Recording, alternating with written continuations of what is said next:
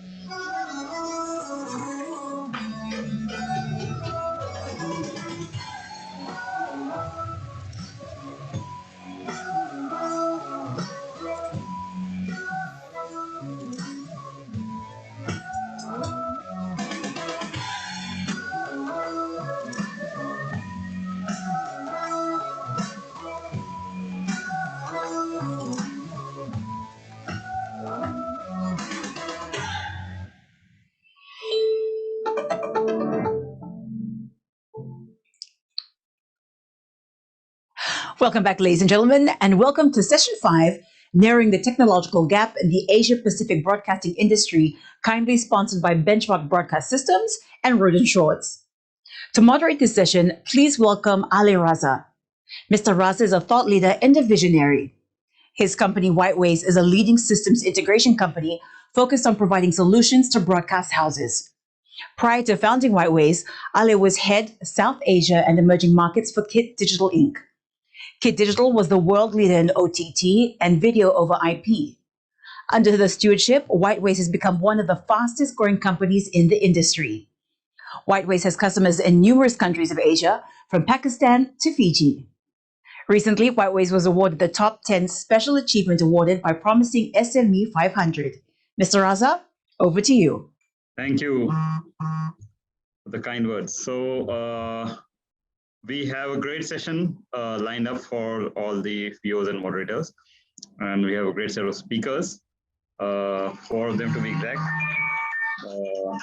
Sorry about that, mute that.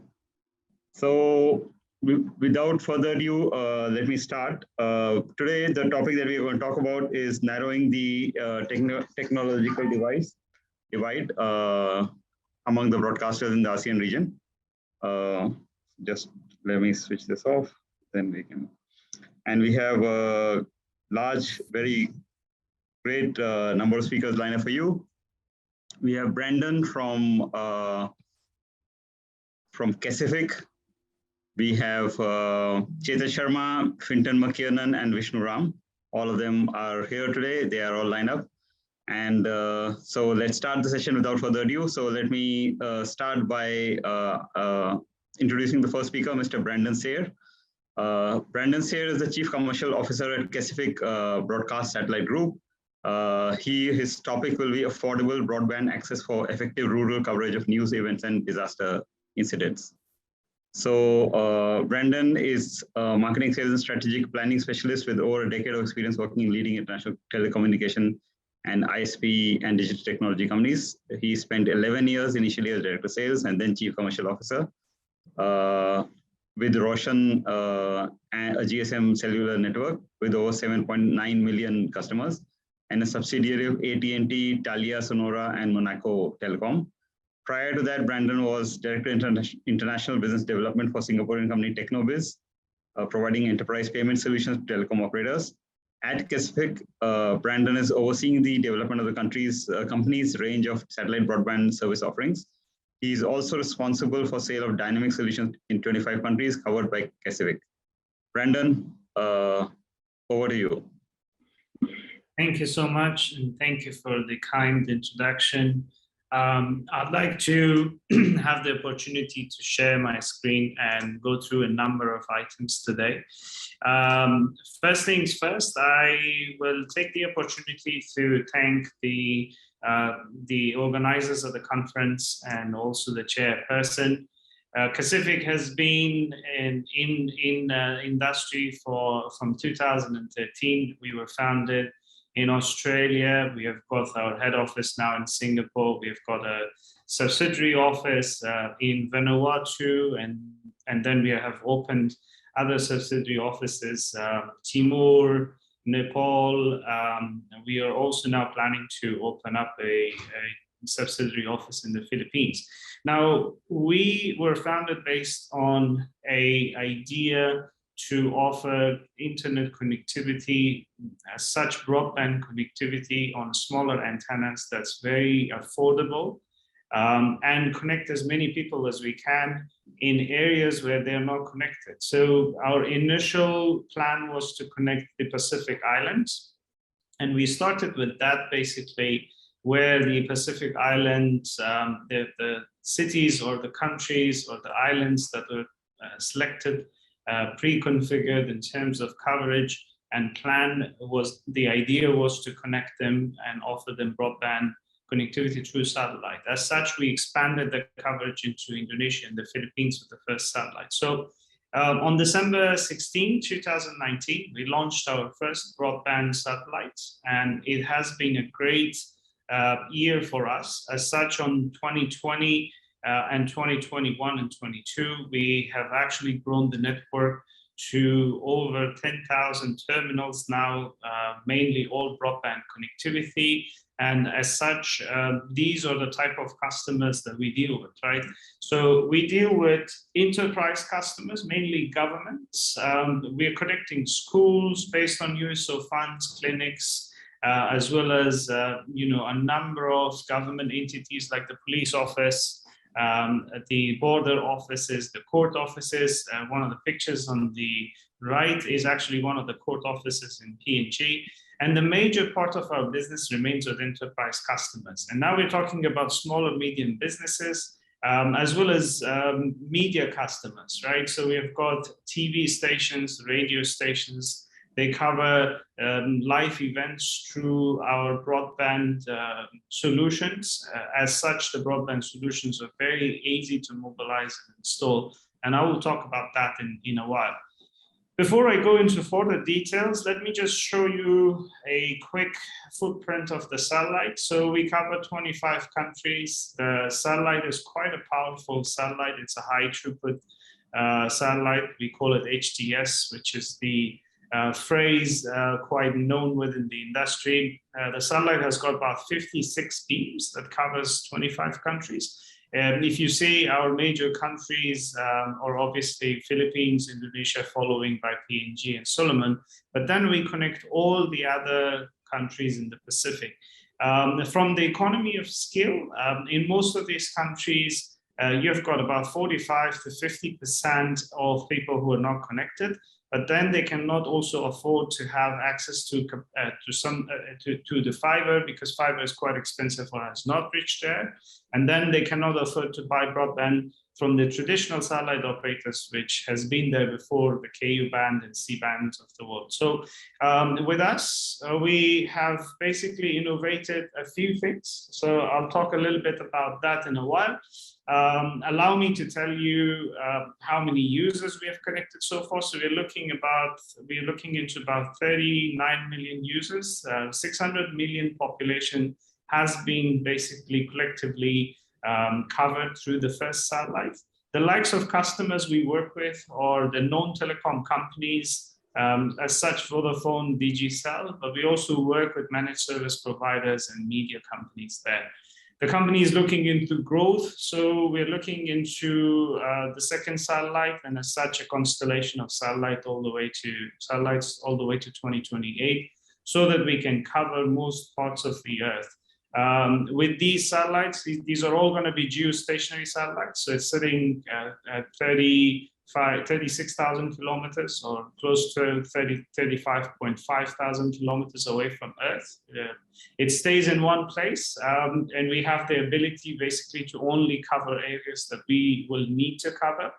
So as such, the satellites are all software defined. We can reorganize the coverage. We can reorganize the size of the capacity on each beam, the circular beam. So those are basically the key features of the satellite. Now, why is it that we have made such a big difference, and how we are different from other satellite operators? I'll briefly go through this in quite a short while. The availability that's offered on small antennas, on 1.2 meter or 1 meter antennas, are quite significant. You're looking at 99.9% of availability, which is quite unknown with the traditional satellite operators. You're also looking into quick mobilization. So the 1.2 meter antennas and 1 meter antennas, it takes less than 2 hours to set it up once the pool and the foundation is ready. These antennas can cost anything between $600 to $1,000. Now, the version that costs $600 USD can achieve 60 Mbps dedicated capacity. And the version that costs $1,000, it actually can achieve about 70 Mbps down, 15 Mbps up. So you're looking at close to 90 Mbps or 85 Mbps today. In most of these areas, you're looking at a school, or you're looking at a community center or an enterprise that actually pays us between $150 to 200 USD. Now, this is including the margin that we pay to our local ISPs or telecom companies. So they usually make about 25% in margin. In most cases, the enterprises sign up for unlimited plans. These are shared plans within a community or within a beam. And so those are all based on best effort and tied to a fair usage policy. It also allows the broadcasters that we have got, the radios and TV stations I mentioned, to basically do a few things. One is to connect to internet in the areas they need to connect, but the second thing is also to upload as much content as they can and shoot it across to their head offices. They can also go live from certain areas. With the availability of social media, this has become a really good tool. Now you would say, okay, what about places where we don't, where we have fiber? We have got a number of countries that they've got fiber, and a number of islands that they've got fiber. However, the availability of the fiber is also such a big question mark due to electricity outages and emergencies that they have seen. So who are our main customers? I spoke about that earlier. As you can see, we have connected over 200 schools and clinics. And once we connect a school and a clinic, the same infrastructure gets shared with the community. So you can see that the community broadband is basically another product that we offer. So the school uses the site during the day, and then the community can use it during the evening. The same thing can happen from a government office if they would allow. And in most cases, we have seen the government allowing the communities around the institution or the government office to be connected. We have started connecting resorts and restaurants, and as well as some of the other hotels in these islands. And that's very important, because once the hotel is connected, that becomes the center of the town. And everybody that needs internet access, they actually go to the hotel and use that for connectivity as well. Recently, we have seen a hike in connectivity for IoT. And that has helped a lot as well, because the farmers in Indonesia, the Solomon Islands, PNG, as well as some of the other areas, they have started integrating internet to certain IoT devices where they can access broadband. And as such, the list goes longer, because the clinics then would use the internet connectivity to do stock management, as well as doctor-patient call. And that saves lives today in most of the places. We have got numerous stories that, you're welcome to reach out to me, or actually go into our social media pages to see these stories. These are very interesting stories.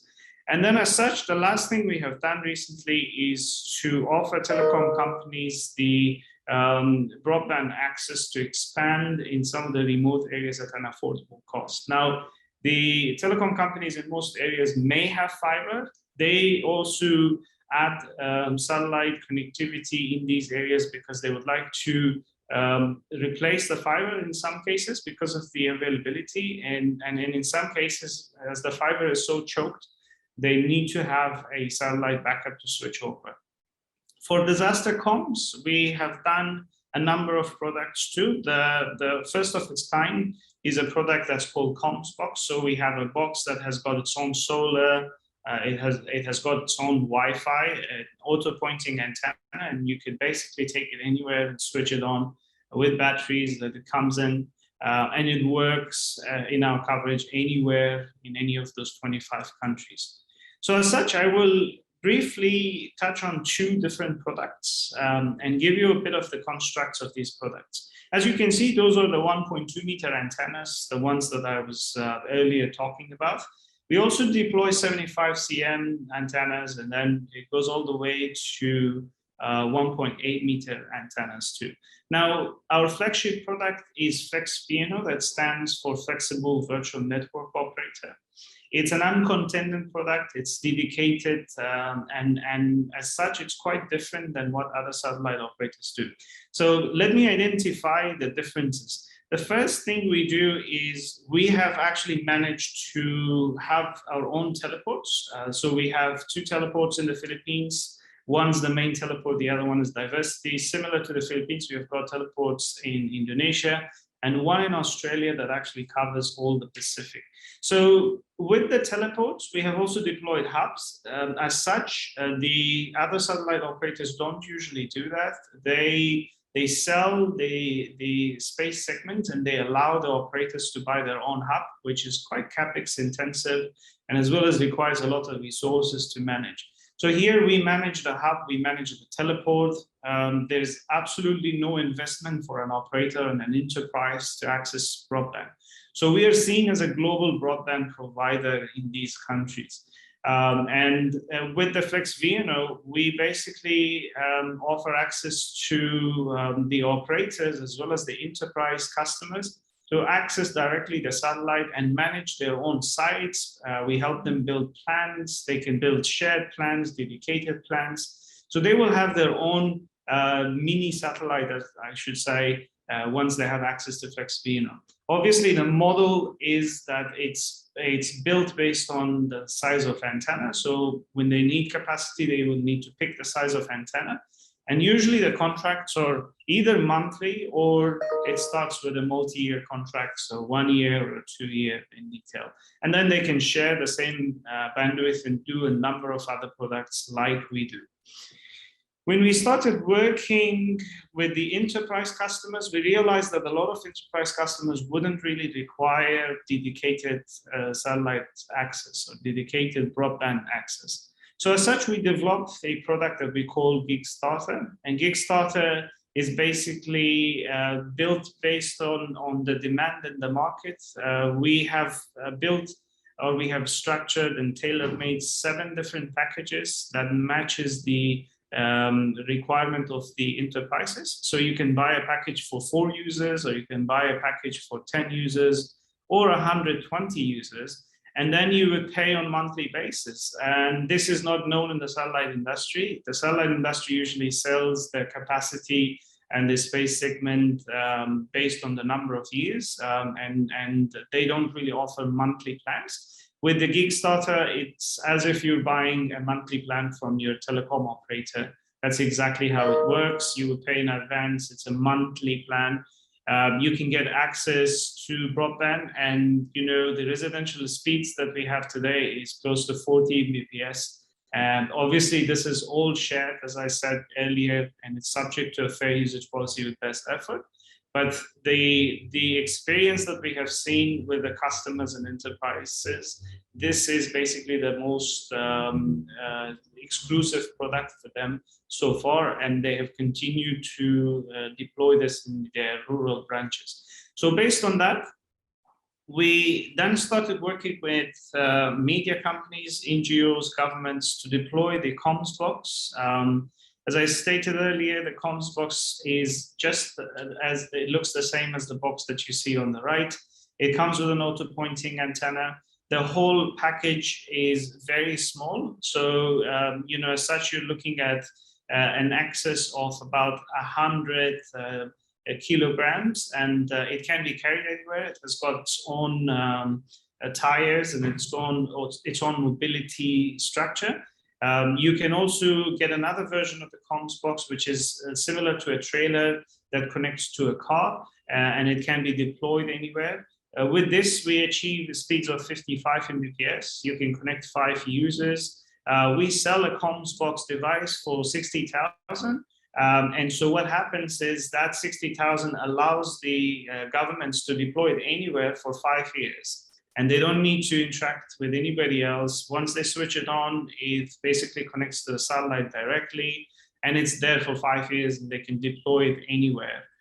So the media companies basically have also purchased these. A good example is the government in Fiji have actually purchased 8 of these to mobilize it in different places. It's sealed, it's shock resistant, fire resistant, and it can be transported anywhere. It's all pre-configured. It comes with its own solar pack.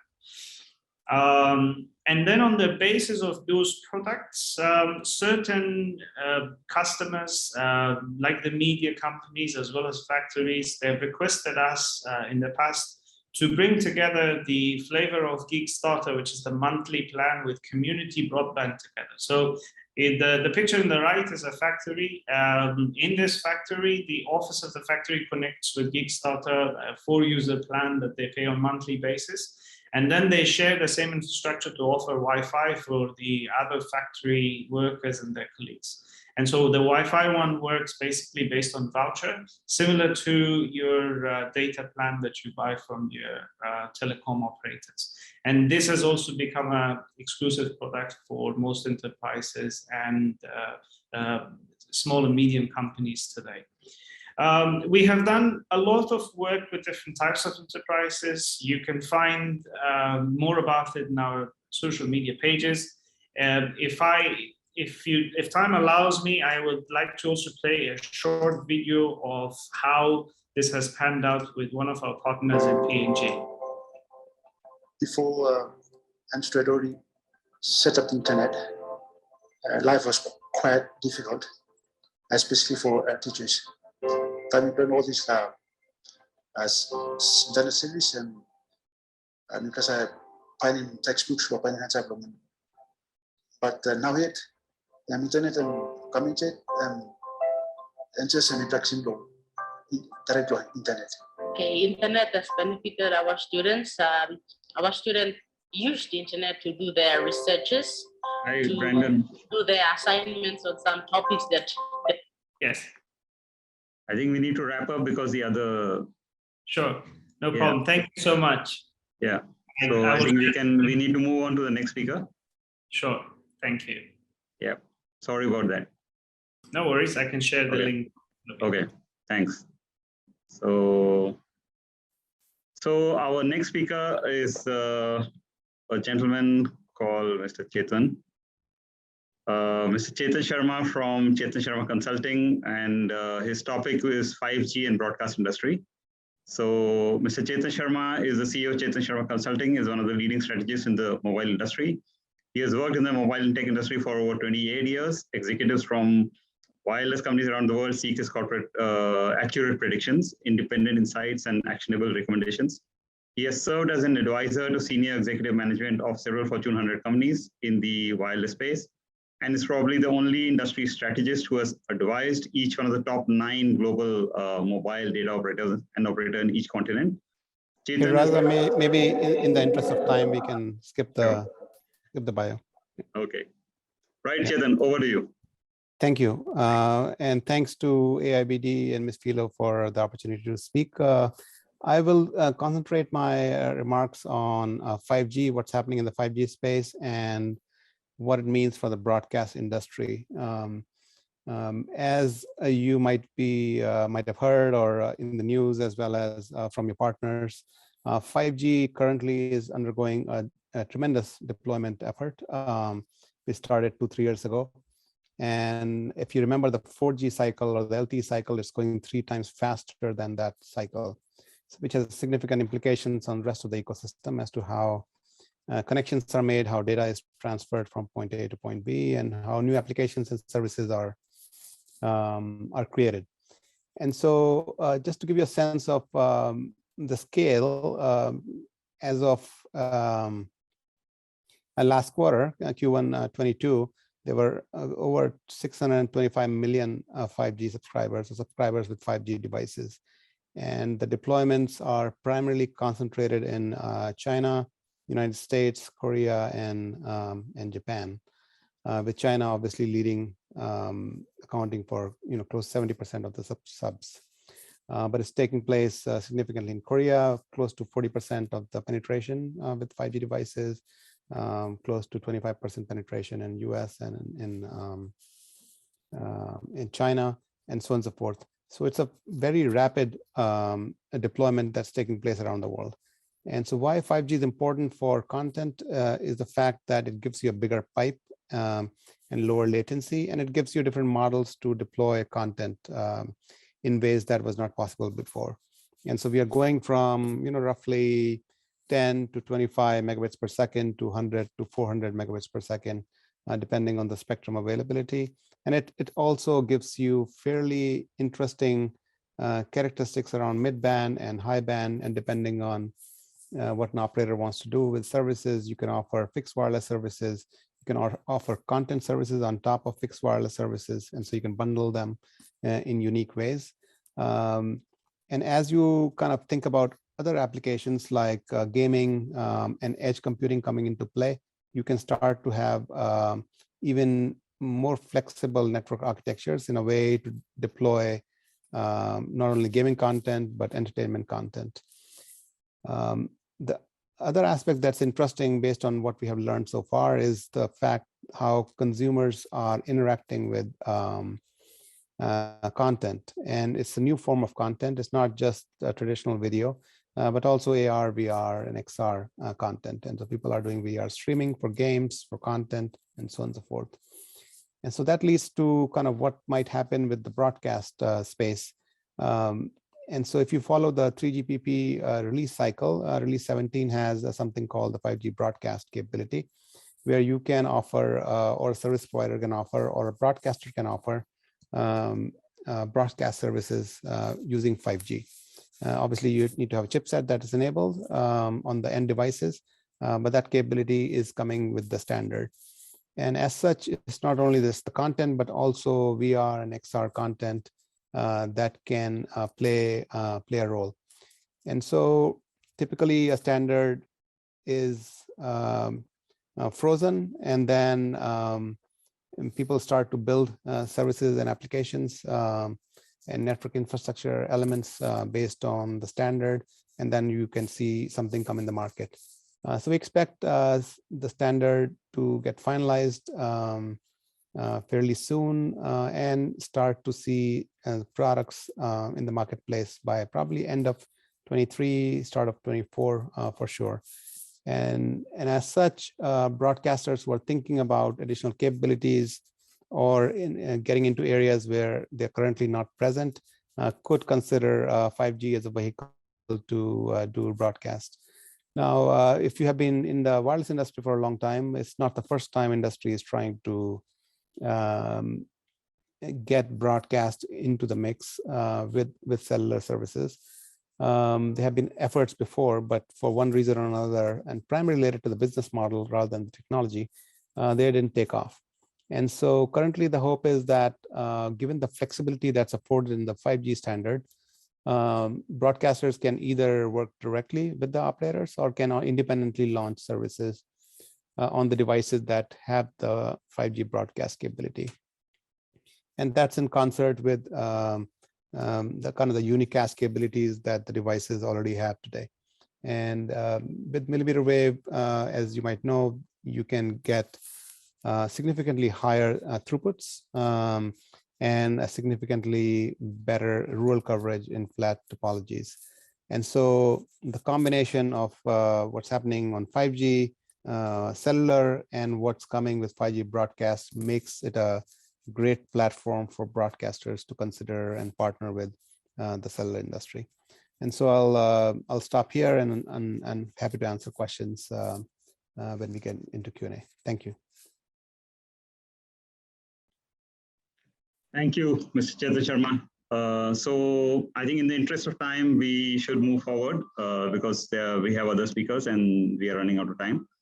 So if somebody has a question, please write your question on the chat box and I'll try to make sure that the speaker answers the question. But in the meantime, let me just move on and go to the next speaker. And the next speaker is none other than Fintan from Idea Systems. Fintan, are you there? I certainly am. Oh, great. Okay. So I don't think Fintan really needs an introduction, but nonetheless, right? I mean, both Fintan and me have been on these sessions for quite a few decades, I would say. Right, Fintan? So I shall, without further ado, I'll hand over the screen to you. Fintan. Okay, very good. Thank you very much. If you can confirm that I'm sharing my presentation there. Yes, I can see your presentation. Okay, great stuff. Just want to make sure we have that. Over to you. Yeah. Okay, thank you. I'll try and do this briefly as well and regain you a bit of time as well. So narrowing the technological gap in Asia Pacific broadcast industry, and I've added with NDI. Why I've done that? Because it's a cool new technology that has reduced the cost for broadcasters to produce professional results. And the gap that I'm addressing here is that across the Asia Pacific region, you've got lots of small broadcasters with limited budgets who are trying to do really professional work versus what you see in the US and Europe, where I've just come back from, where you've got all these massive broadcasters and massive media organizations that have huge amounts of money to buy really quite expensive technology.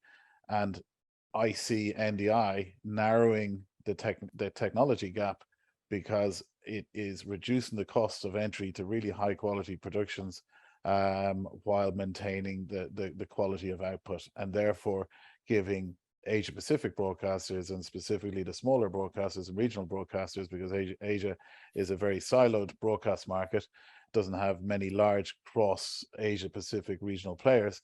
It gives them a chance to actually build studios, do productions, do live productions, do a lot of stuff at a fraction of the cost.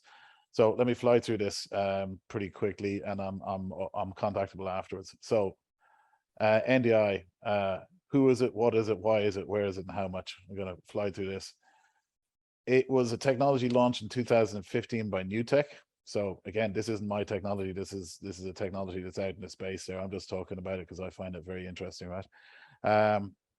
Deployed by VizRT, Chiron, and vMix very early on. Microsoft and Skype 2018. By 2022, this thing is spreading faster than COVID, right? So why is this technology spreading so fast? Why are so many manufacturers getting into it? So the reason is it's a really good, cool technology. What is it? So NDI, Network Device Interface, is a royalty-free software specification developed by NewTek to enable video-compatible products to communicate, deliver, receive high-definition video over standard computer network.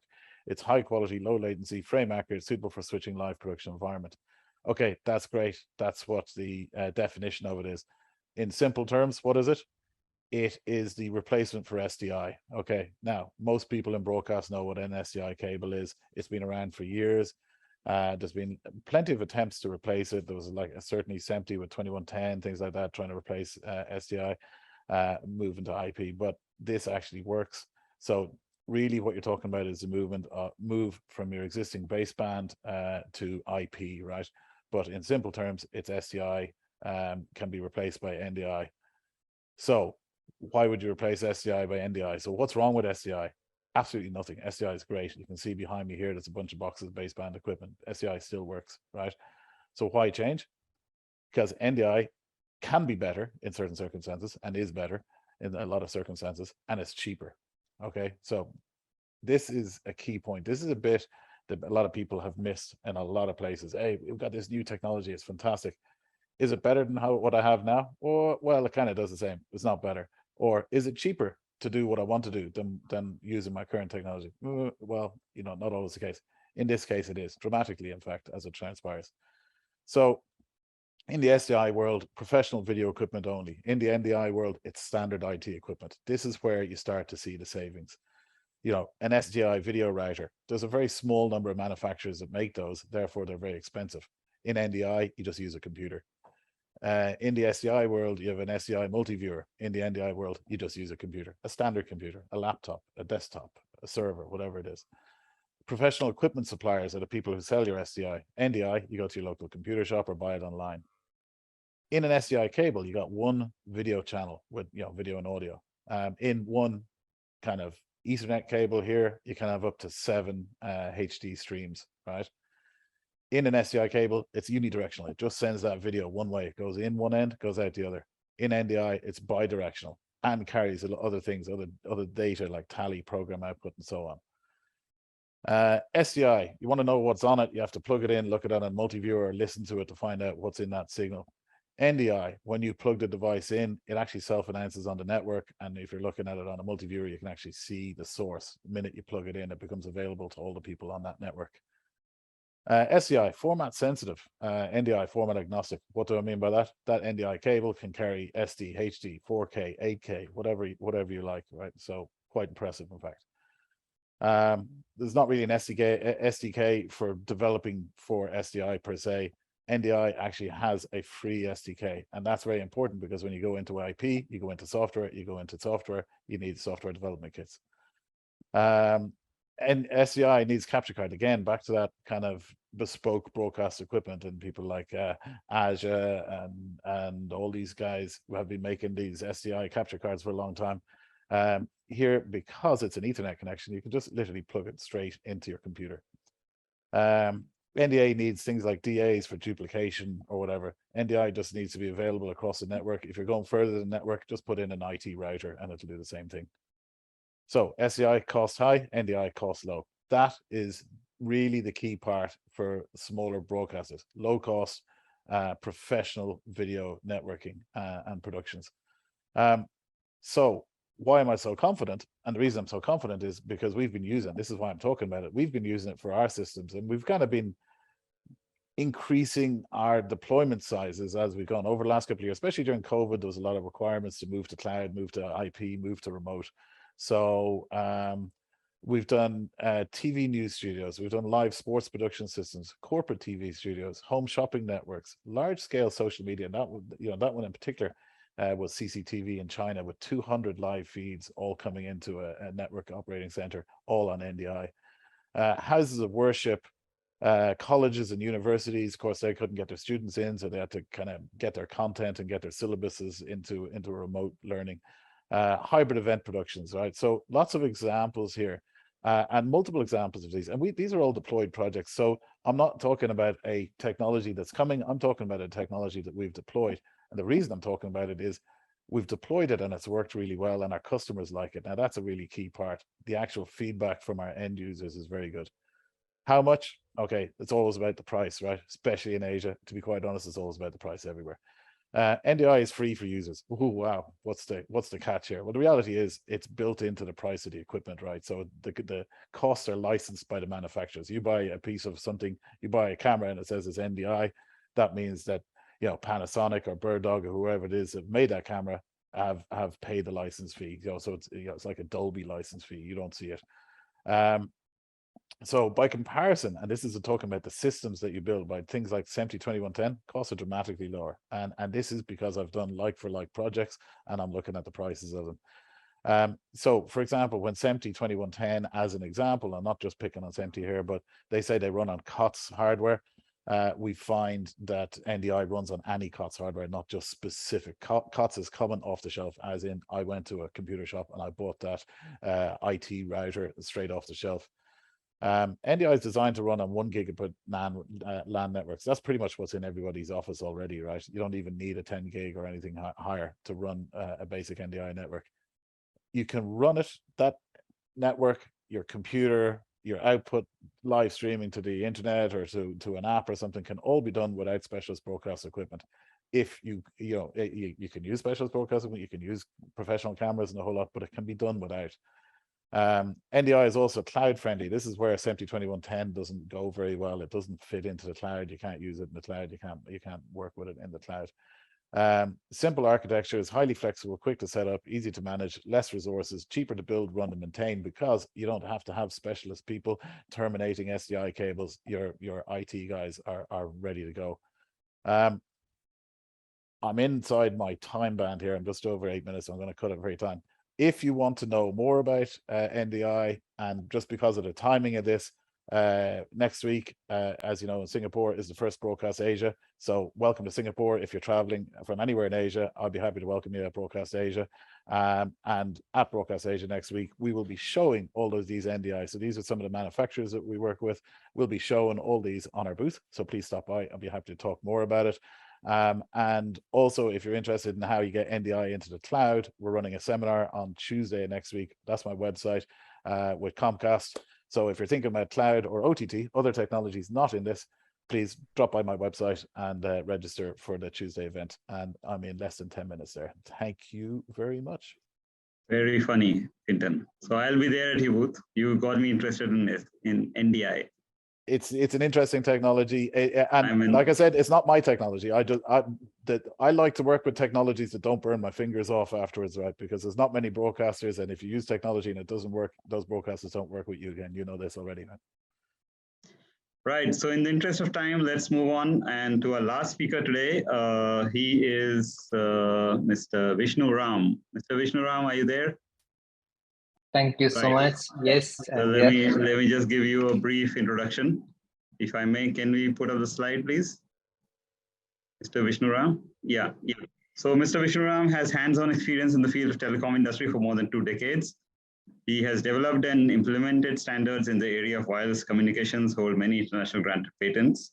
So Vishnu, in the interest of time, I will not read the whole thing, but let me assure the reader that you are extremely valuable and knowledgeable in the field of the telecom industry. So Vishnu, without further ado, if you don't mind, I'll hand it over to you.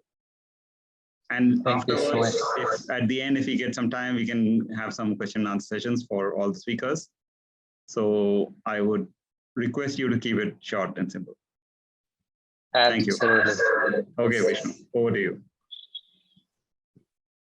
Okay, let me try sharing the screen. Okay. Yeah, so you can see your screen. Thank you so much. Yes, so I'm going to talk about a little bit more, diving a little bit deeper into the technology space. There were excellent talks from the previous speakers. I think Brandon, Chetan, and Fintan talked a lot about the technology space as well. But here I'm going to talk about the disruptive autonomy space, a preview of what is going to come in the 5G networks for broadcast. Okay, so what are some of the things that I'm going to talk about? First one is just a moment. So some of the important use cases and who are we, and there is some opportunities for collaboration that I will talk about as well. So this is the first use case that I'm going to talk about. This is the edge analytics. I think most of you would have heard about this or come across this or use this. So this is edge analytics and providing customized content. On the left side, I have put a very simple graphics. You have 3 parts here. First is the content creator, which is the most important part. Of course, there is a network, which is 5G in our case. And there is a content consumer at the edge. So when I say edge analytics, that means that you have some amount of customizable content, which is generated at the creator end. And that is somehow customized based on what is it customized based on user preferences, which are analyzed at the edge. How do you get the details of the user preferences? Because you have some privacy preserving analytics, etc., which is built into the network. And the network provides you with enough hooks and enough bells and whistles to host such techniques. That's the role of the network here. So you have this federated learning mechanism to classify and predict user preferences. And those user preferences are analyzed while preserving the privacy aspects. So basically what we are doing is to exploit the technology, exploit what is given by the network to make sure that the preferences are taken into consideration, but at the same time, not exposing the user details. And these customizations are to be applied at the edge to make sure that you have enough context available from the user. So some examples are here: the identification of general services, customizable services, for example, advertisements, which are generic about a chain. In our region, we had a very famous advertisement last festive season. There was a chain of enterprise which produced this kind of service-based advertisement, which was customized based on local small and medium enterprises, So this was a very famous advertisement the last festive season, very popular. Use case 2, there is adaptive resource allocation. I think Brandon kind of touched upon this when he said this software design satellites, and I think Chetan touched upon this as well a little bit. But here we are talking about the resource allocation in the network as well as at the edge. You have application programmer. I'm looking at the left side figure. You have application programming, which are based on the SDKs, very similar again to what Fintan talked about. The SDKs which are exposed from the network, they are used for application programming, hosted in this 5G network, and then finally used for edge resource allocation at the edge. How do these work? You look at the metadata which is added for applications while programming. Again, this is based on the hooks and templates which are exposed for programmers. Looking at while software is being developed, very similar to what Fintan explained, but this is in a little bit more generic context in the network. We use it for network resource allocation in the core network, also in the radio access network, and for predictive analytics at the edge. And finally, we look at adaptive resource allocation. There are some examples on the right side. SDKs that are exposed for third parties to develop applications. And in the network side, we have network slicing. We exploit network slicing as a feature using the metadata available. And the resource needs which are predicted and fed back to the network is the input for that. And the closed loop implementations which monitor and adapt the resource allocation of the edge are actual backbone of what we do. Okay, so I want to flash back a little bit, step back a little bit, look at what we are, where we are doing all this. ITU focus group on autonomous networks. This was established by our study group about a year and a half back. We draft technical reports and specifications, pre-standards work, I would say. Not exactly standards, but pre-standards. It's open to anybody. It's an open platform, and we do such studies. If you are interested, please write to me. And we have this kind of documents. This is a use case and requirements. The use cases what I talk to you are basically derived from what you see here. This is a technical specification from ITU. Again, not a standard, it's an informational document which explains the use case, their context, etc., etc. So this is about 40 use cases captured, about 30 people from across the world, 30 organizations across the world came together. There are 90-page document, and we did it across 10 months of agile editing. Okay, so let's look at in the context of broadcast, what are the use cases that we are looking at? I'm not going to great level of detail here, but I will call about the 3 steps on the right side. You see Vishnu, the 3 colored steps. Yes. If I may interrupt for a moment, we are running out of time, so can you wrap up? Because we Absolutely. have to give some few minutes for question and answer also. I was told 8 minutes, but I will wrap up. No problem. Yeah, I'm sorry about that. Yeah, we couldn't. No problem. No problem. So I'm going to I'm going to introduce this very quickly, the Buildathon, which is the initiative for collaboration.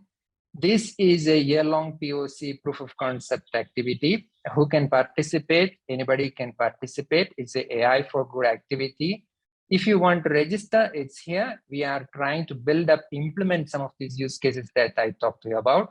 And this is the timelines. There is a GitHub, which I called out it's hyperlinked, and you can click here. These are the opportunities for collaboration, and this is the timeline. Thank you very much.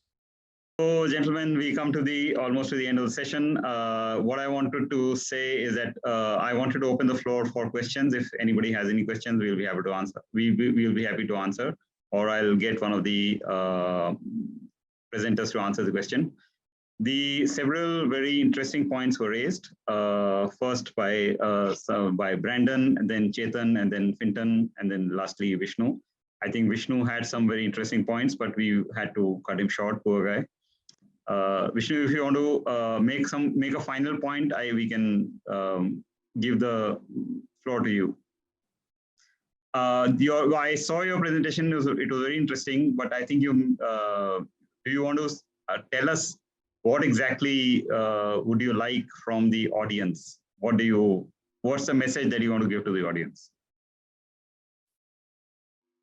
Well, I think that the implementation of the use cases for broadcast is coming up, especially in the form of applications which are built and interoperable. There are standards coming up, and there is proof of concept activity which is proving such points as we discussed. So there are three pieces here. One is the development side, and another is the standardization side. You might have heard about it in different contexts, in an open source context, which is developing. Developers work on open source. Whereas on the standardization side, there are technologies like you guys, writing standards. So we are trying to kind of bring them together around the same table. That's the platform I discussed. Thank you. Sure, wonderful. Thank you so much for that. Chetan, would you like to give a message to all the viewers and listeners? I'd just like to thank AIBD for having us here. Thank you very much. And I think the technology I was speaking about, NDI, very interesting. And if anybody gets a chance, join us, including Ale in Singapore next week for Broadcast Asia, to meet people in person. It'd be amazing. Yeah, after 3 years, right? Mm-hmm. And then we will walk up to people, and then you can say, "You're not on mute." Chetan, would you like to give a message? The key message is that keep an eye on 5G, what's happening in the 5G space, and how fast it's evolving. And so even though you might not consider 5G as a natural ally, I think the world of entertainment is going to go drastic change in the next decade or so. And so I would recommend you at least keeping an eye, if not partnering with some players in the value chain to start experimenting with what's coming down the pike. Right. And is Brandon still there? Brandon? No, I believe he's not there. So, which brings us to the last one final minute. What I would like to say is that, yes, thank you so much. Brandon's there. Brandon? I'm here. Apologies, my internet's playing up on Fiji. Would you like to have a final word to the viewers and the listeners? Yes.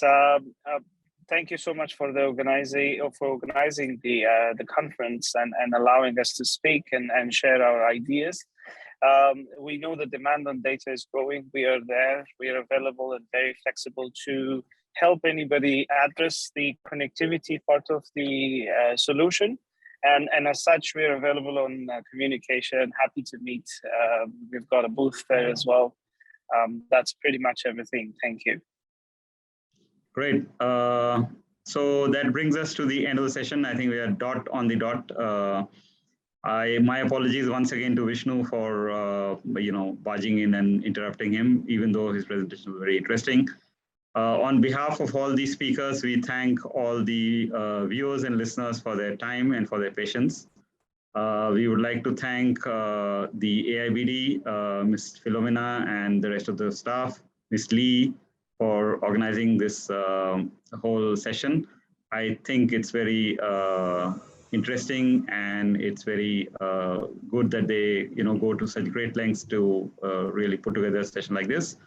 So without, we have 1 minute. I noticed we have 1 minute over time. So with that, I'll bring the session to an end. Thank you very much, gentlemen. Ladies and gentlemen, thank you.